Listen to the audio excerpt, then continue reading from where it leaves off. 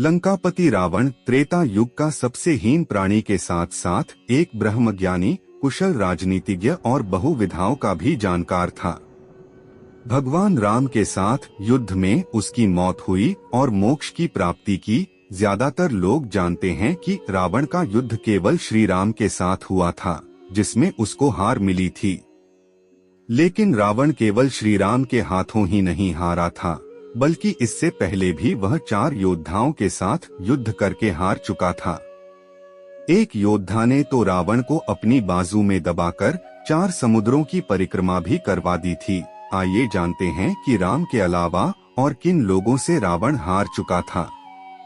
रावण की सबसे पहली हार किष्किंधा के राजा बाली से हुई थी। राजा बाली को वरदान प्राप्त था कि उसके सामने जो भी युद्ध लड़ेगा उसकी शक्तियां आधी हो जाएंगी। एक बार राजा बाली पूजा कर रहे थे, तभी रावण युद्ध के लिए ललकारने लगा।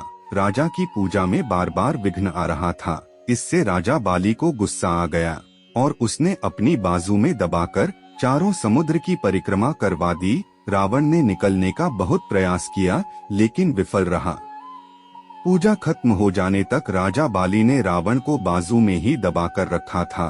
रावण ने राजा बाली से क्षमा मांगी, जिसके बाद उसे छोड़ा गया।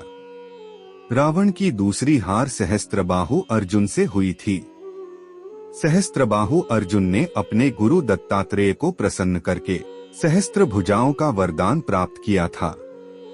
रावण अपनी सेना के साथ सहस्त्रबाहु अर्जुन के साथ युद्ध करने पहुंच गया। तब सहस्त्रबाहु ने अपने हजारों हाथों से नर्मदा का पानी रोककर इकट्ठा कर लिया और फिर उसे छोड़ दिया, जिससे रावण अपनी सेना के साथ प्रवाह में बह गया और उसे हार का सामना करना पड़ा। इसके बाद एक बार फिर रावण युद्ध के लिए पहुंच गया। तब सहस्त्रबाहु अर्जुन ने रावण को जेल में डाल दिया। रावण की तीसरी हार पाताल लोक के राजा बलि से हुई थी।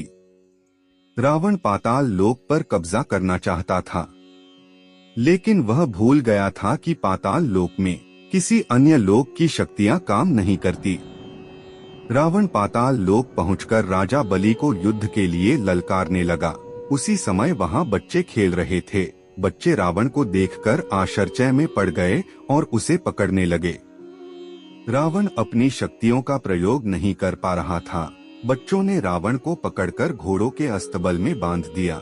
जब यह घटना राजा बलि को पता चली तो उन्होंने रावण को बच्चों की कैद से मुक्त करवा दिया। रावण की चौथी हार भगवान शिव से हुई थी। रावण भगवान शिव का बहुत बड़ा भक्त था, लेकिन रावण भगवान शिव से भी युद्ध करने चला गया। रावण कैलाश पर्वत पर पहुंचकर भगवान शिव को युद्ध के लिए ललकारने लगा, लेकिन भगवान शिव ध्यान में लीन बैठे हुए थे। भगवान शिव का ध्यान भंग करने के लिए रावण कैलाश पर्वत को उठाने लगा।